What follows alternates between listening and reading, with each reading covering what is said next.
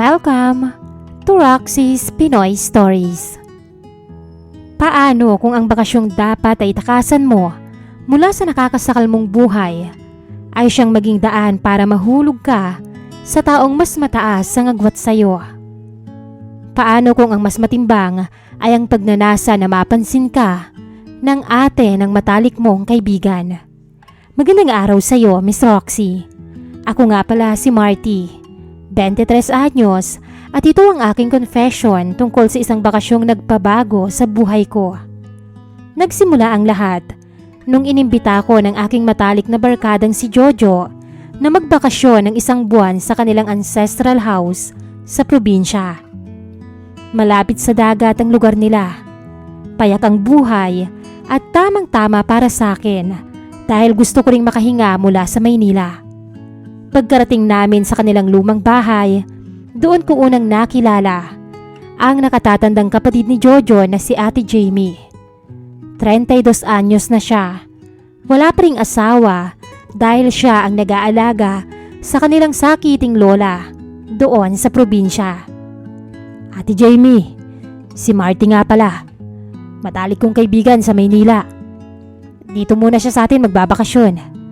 Pagpapakilala ni Jojo sa akin habang ibinababa namin ang mga bagahe namin sa sala. Ngumiti ng napakatamis si Ate Jamie at hinarap ako. Welcome sa probinsya natin, Marty. Mag-enjoy ka rito sa amin. Huwag kang mahihiya ha? Sabi niya na may kasamang malambing na tono. Noong unang makita ko siya, talagang nagandahan na ako sa kanya, Miss Roxy. Iba yung ganda niya. Isang simpleng probinsya ng babae na kaakit-akit kahit walang kolorete sa mukha. Ang haba ng kanyang buhok at ang amo ng kanyang mukha ay agad na bumaon sa isip ko. Hindi ko na malayan na natulala na pala ako sa kanya. Kaya naman, bigla akong siniko ng barkada ko noon. Hoy Marty, huwag mo namang masyadong titigan ng ate ko. Malalagot ka sa akin. Pabirong banta sa akin ni Jojo habang natatawa. Natawa na lang din ako para hindi halatang nabighani ako sa kapatid niya. Sa mga unang araw namin doon, talagang nag-enjoy ako sa bakasyon. Napakaganda ng view sa kabukiran. Malinis ang hangin at inilibot din ako ni Jojo sa mga magagandang tanawin doon sa kanila. Pumunta kami sa mga burol, sa tabing dagat at sa mga sapa. Masaya ang naging bonding naming magkaibigan. Pero sa likod ng isip ko, laging sumasagi ang mukha ni Jamie tuwing umaga na naghahanda siya ng almusal para sa amin. Isang umaga naman, maagang nagising si Jojo para asikasuhin ang lola nila. Kaya naisipan kong mag-isang pumunta sa tabing ilog malapit sa likod bahay nila para magtampisaw at magpahangin. At habang naglalakad ako papunta doon, bigla akong nagitla nang makita ko si Jamie doon na naliligo. Mag-isa siya. At dahil sa nipis ng suot nitong damit na basa ng tubig, nakikita ko ang magandang hubog ng katawan nito sa ilalim ng sinag ng araw. Parang napako ang mga paa ko at ninais ko na lang siyang pagmasdan mula sa malayo. Ngunit lumingon siya at nakita niya ako. Labis ang hiyang naramdaman ko. Pakiramdam ko noon ay nahuli akong gumagawa ng isang krimen, Miss Roxy. Akala ko talaga ay pagagalitan niya ako o isusumbong kay Jojo. Pero nagulat ako sa naging reaksyon niya. Oh Marty, nandiyan ka pala, halika. Sumama ka sa akin. Masarap at malamig ang tubig dito. Masayang aya niya sa akin habang kumakaway pa. Naiilang man at nahihiya dahil sa nakita ko. Dahan-dahan akong lumapit sa tabing ilog. Napakabait niya sa akin, Miss Roxy. At pilit niyang pinapawi ang pagkailang ko sa pamamagitan ng pagkikipag-usap tungkol sa mga simpleng bagay. Huwag kang mahiya sa akin, ano ka ba? Pwede mo naman akong maging ate habang nandito ka sa probinsya. Sabi pa niya habang nakangiti. Tumango na lang ako pero sa loob-loob ko, alam kong hindi na lang simpleng ate ang tingin ko sa kanya. Mula ng araw na yon, doon na nga nagsimula ang matinding pagkagusto ko kay Ate Jamie. Pero dahil kapatid siya ng matalik kong kaibigan, pinili ko na lang na itago ang nararamdaman ko. Makalipas ang 1 linggong pananatili namin doon, dapat ay schedule na namin para umuwi ng Maynila. Pero ako mismo ang humingi ng pabor kay Jojo na magbakasyon pa kami roon ng ilang linggo. Nagulat siya sa naging hiling ko. Noong una kasi, bago kami lumuwas, ayaw ko pang sumama dahil ang sabi ko ay boring ang pumunta sa probinsya dahil walang mapaglilibangan doon. Pero ngayon, parang ako pa itong ayaw ng umuwi. Tiningnan ako ni Jojo nang may pagdududa. Marty, parang may iba na sa iyo ah. Nagtataka lang ako. Noong una ayaw mo pang sumama. Ngayon naman parang ayaw mo nang umalis. May dahilan ba kung bakit? Huwag mong sabihin ang ate Jamie ko ang rason. Direktang tanong niya sa akin. Agad akong nag-deny para hindi masira ang diskarte ko. Hindi ah. Ano ka ba, Jojo? Parang ate na rin ang turing ko roon. Nagustuhan ko lang talaga ang katahimikan dito. Malayo sa ingay ng Maynila. Pagsisinungaling ko. Pero hindi pa rin lubos na naniwala si Jojo. Binalaan niya ako ng seryoso habang nakatingin sa mga mata ko. Siguraduhin mo lang, Marty. Huwag kang gagawa ng kalukuhan dito ah. Tsaka paalala ko lang sa'yo. Meron kang nobya sa Maynila na naghihintay sa'yo. Alam ko naman na may girlfriend ako. Pero ang hindi ko sinasabi kay Jojo ay isa sa mga rason ko bakit ayaw ko pang bumalik sa Maynila ay dahil sa girlfriend ko ang si Trixie na napakasilosa. Pakiramdam ko ay nasasakal na ako sa relasyon namin at ang bakasyong to ang tanging paraan ko para makalayo sa kanya.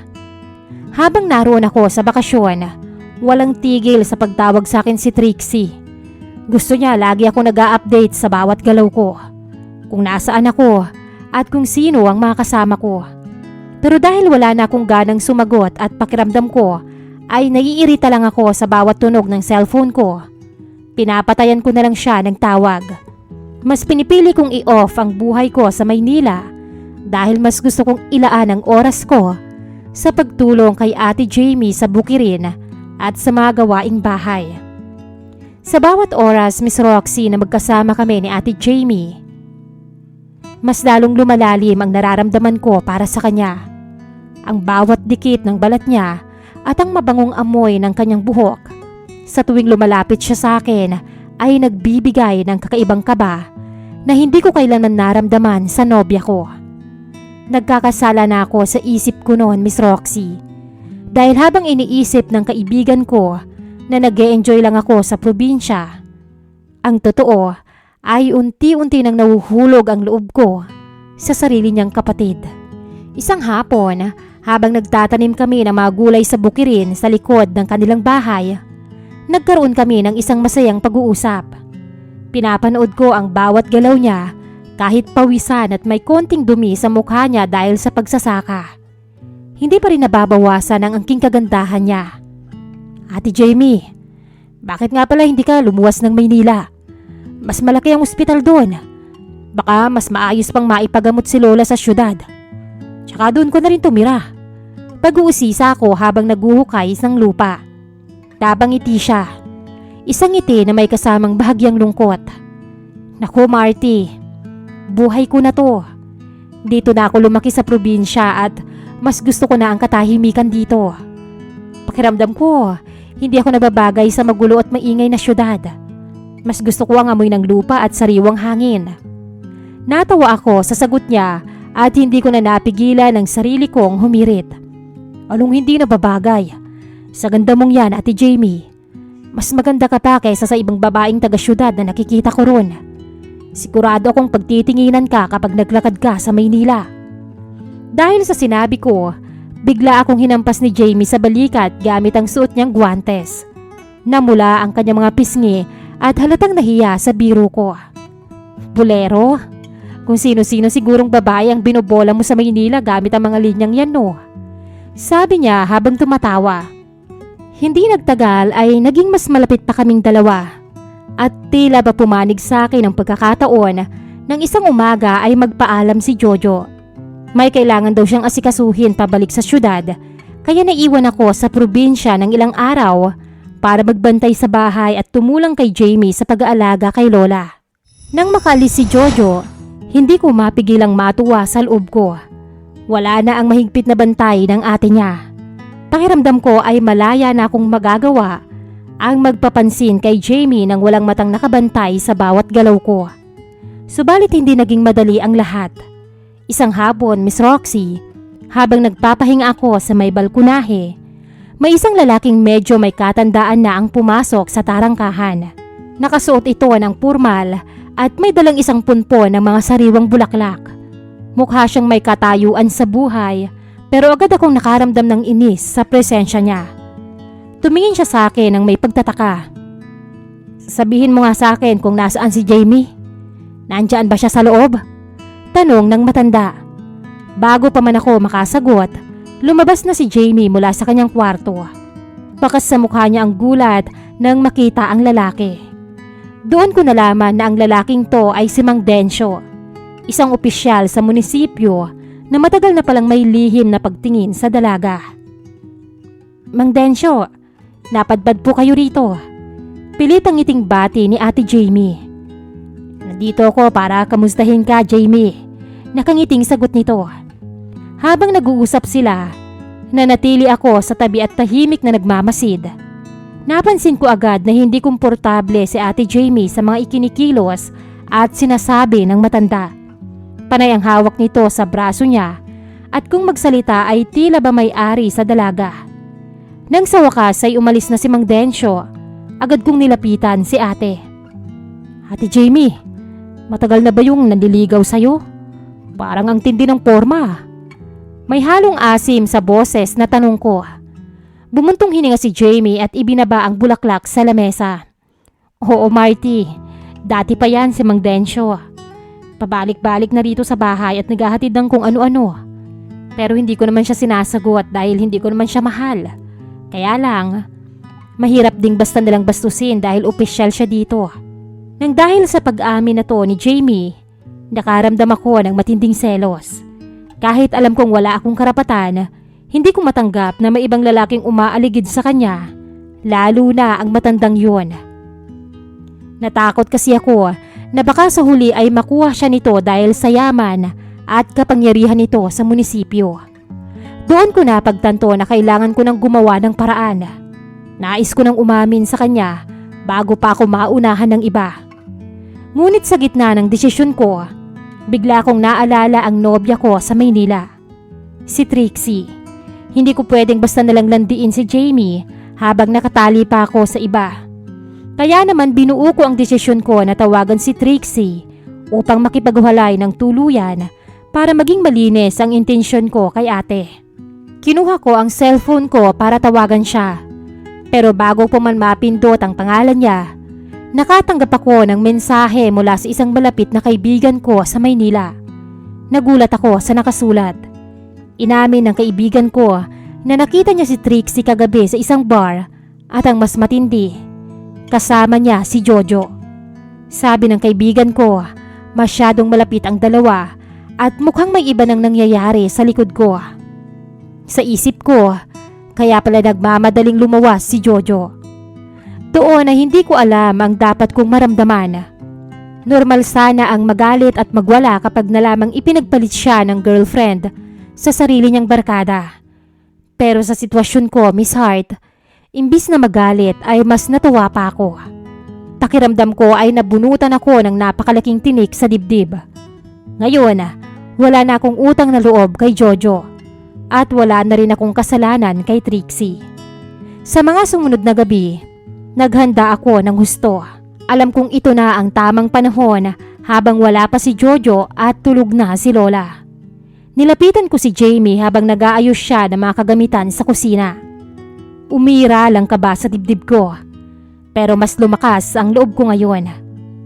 Dahan-dahan kong hinawakan ang kanyang kamay, bagay na ikinagulat niya ng gusto. Jamie, may gusto sana akong sabihin sa'yo. Seryosong bungad ko habang nakatitig sa mga mata niya. Nabitawan niya ang hawak niyang pamunas. Oh Marty, anong problema? Jamie, wag mo na akong tawaging Marty na parang bata lang. Gusto kong malaman mo na gusto kita. Hindi ko na kayang itago. Diretsong pag-amin ko na hindi na ginamit ang salitang ate. Nagulat siya ng gusto at pilit na binabawi ang kanyang kamay. Bagamat hindi niya magawa dahil sa higpit ng pagkakahawak ko. Marty, ano ka ba? Ano bang mga pinagsasabi mo? Malaki ang agwat ng edad nating dalawa. 32 na ako at 23 ka pa lang. Tsaka kaibigan mo si Jojo. Kapatid ang turing ko sa'yo. Hinalikan ko ang likod ng palad niya at mas lalo ko pang inilapit ang mukha ko sa kanya. Wala akong pakialam sa agwat ng edad natin, Jamie. Wala akong pakialam kung anong sabihin ng iba. Kahit pa ni Jojo. Ang mahalaga ay ang nararamdaman ko ngayon. Matapos ang gabing yon ng pag-amin, hindi ko akalaing magiging magaan ang lahat, Miss Roxy. Noon pa man ay napapansin ko na ang mga sulyap mo. At ang kabaitan mo sa akin ay unti-unting kumuha sa aking puso. Nang marinig ko yon, Miss Roxy, ay kaagad ko siyang sinunggaban ng halik. Wala naman na siyang nagawa pa, kundi tugunin ang mga ibinibigay ko. Nang sandaling yon, naging mabilis ang hakbang namin papunta sa kanyang silid. At sa kauna-unahang pagkakataon, nakuha ko ang ate ng matalik kong kaibigan. Doon na nga nagsimula ang aming tagong relasyon. At sa natitirang mga araw ng aking bakasyon, habang wala pa si Jojo, sinulit namin ang bawat sandali na kami lang ang magkasama sa bahay at sa bukirin. Isang hapon, naglakad kaming dalawa sa isang malapit at tahimik na bahagi ng tabing dagat. Hawak-hawak ko ang kanyang malambot na kamay habang dinaramdam ang malamig na simoy ng hangin. Naupo kami sa buhanginan at doon ko binuksan ang isang seryosong paksa tungkol sa hinaharap naming dalawa. Jamie, alam mo ba, balak ko na lang sanang tumira dito sa probinsya kasama ka. Seryosong sabi ko habang nakatingin sa malawak na karagatan. Nagulat si Jamie sa narinig niya at agad na humarap sa akin. Ano ka ba, Marty? Huwag mong sabihin yan. Nag-aaral ka pa sa Maynila, tsaka malapit ka nang magtapos. Huwag mong sirain ang kinabukasan mo para lang sa akin. Sayang naman ang mga pinaghirapan mo. Napasandal ako sa balikat niya at tsaka bumuntong hininga. Meron namang paraan. Uuwi ako rito kada linggo para lang makita at makasama ka. Hindi ko kayang matagal na malayo sa'yo, Jamie. Napakalambing naming dalawa nung hapon na yon sa tabing dagat. Akala namin ay kami lang ang tao sa paligid. Ngunit laking gulat namin nang biglang sumulpot si Mang Densyo mula sa mga puno ng niyog. Mukhang kanina pa siya nakasubaybay sa amin at bakas ang matinding galit sa kanyang mukha nang makita kaming magkahawak ng kamay na dalawa. Bago pa man siya makalapit ng tuluyan kay Jamie, ay mabilis akong tumayo at humarang sa harap niya. Mang Densyo, huwag niyo na lang lalapitan o abalahin pa si Jamie dahil nobya ko na ho siya. Matapang na pahayag ko habang nakatingin ng matalim sa kanya.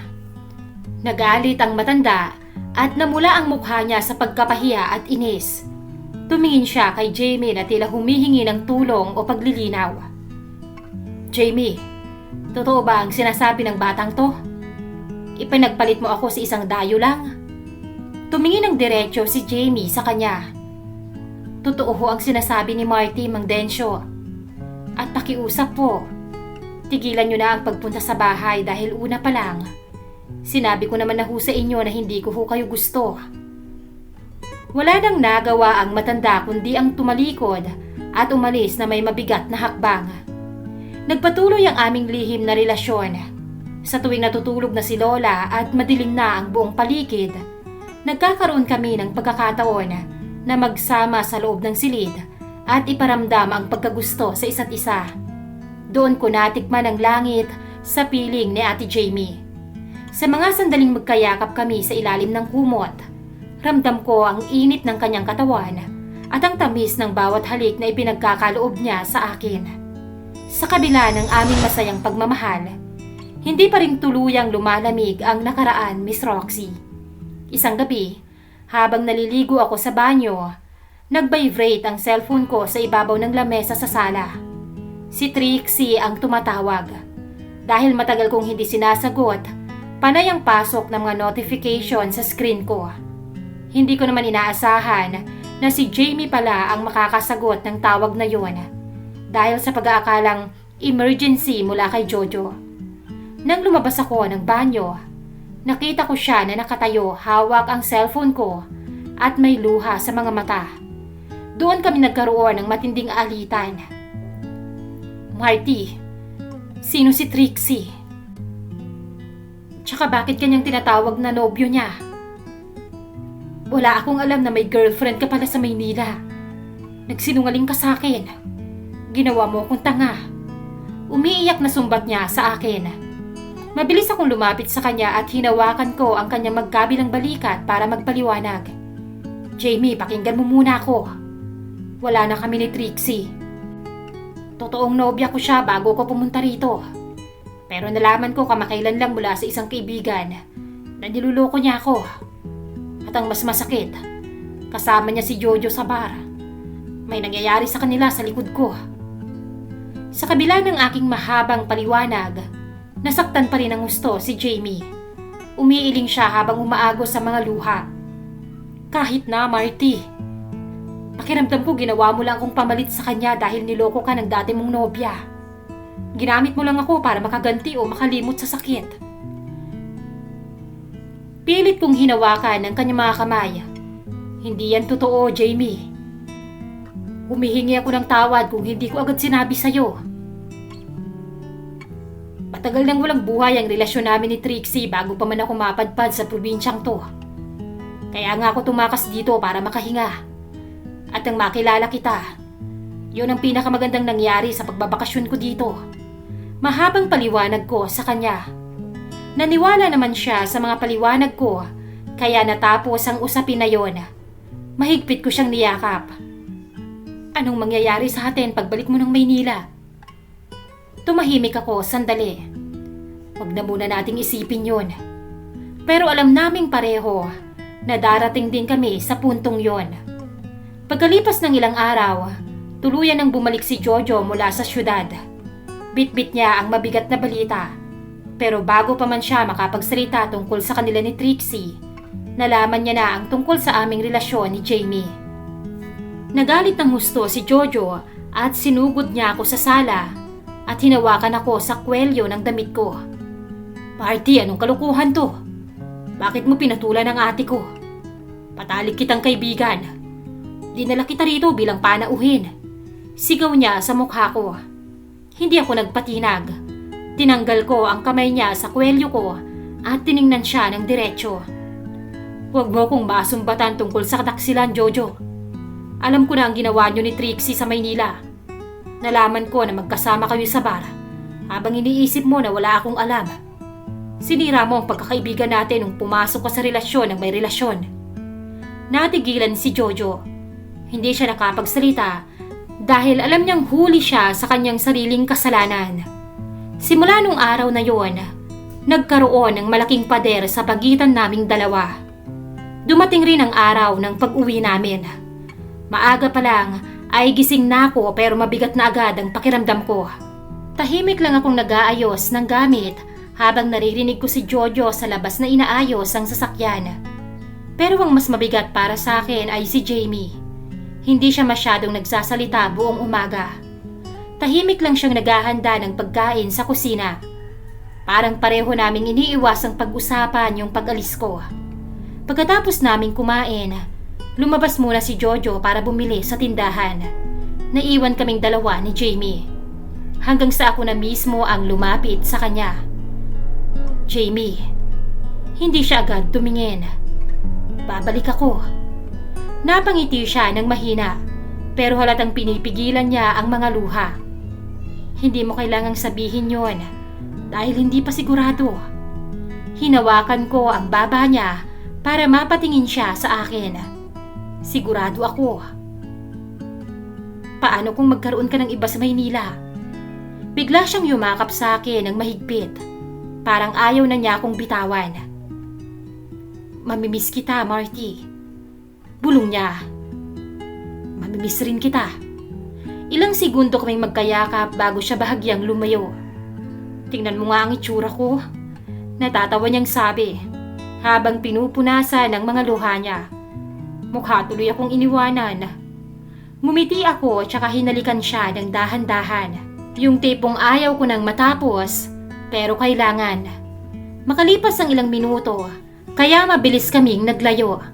Habang nasa biyahe kami palabas ng baryo, tahimik lang ako sa tabi ng bintana. Minsan, sumusulyap ako sa bahay nila habang palayo kami ng palayo. At sa huling tingin ko, nakita ko si Jamie sa may gate. Nakatayo lang siya doon habang pinapanood akong umalis. Hindi ko na alam kung ilang buwan na ang lumipas matapos noon, Miss Roxy. Bumalik ako sa Maynila. Bumalik sa ingay, sa traffic, at sa totoong buhay. Noong unang mga araw, araw-araw pa kaming magkausap ni Jamie. Minsan video call ng madaling araw. Simpleng kumain ka na ba? Pero habang tumatagal, pareho kaming naging busy. Ako sa pag-aaral, siya naman ay sa probinsya. Hanggang sa unti-unting nabawasan ang tawag at ang mga messages. Pero hindi nawala yung alaala namin. Minsan, kapag madaling araw at hindi ako makatulog, naaalala ko yung mga gabing tahimik kaming magkatabi habang rinig lang namin ang kuliglig sa labas, yung mga patagong yakap sa kusina. Hindi naging kami sa huli, Miss Roxy. May mga bagay lang talagang hanggang alaala na lang. Pero hanggang ngayon, kapag naaamoy ko ang hangin na maalat o nakakakita ako ng dagat, siya agad ang unang naaalala ko. Si Ate Jamie, ang ate ng kaibigan ko na minsang naging pahinga ko mula sa magulong buhay sa Maynila. At kahit natapos na ang lahat sa pagitan naming dalawa, hindi ko maitatanggi na may parte ng puso ko na naiwan doon sa probinsya kasama siya. Iyon lamang po at maraming salamat sa pagkakataon na maibahagi ang aking kwento, Miss Roxy. Ang inyong sender, Marty.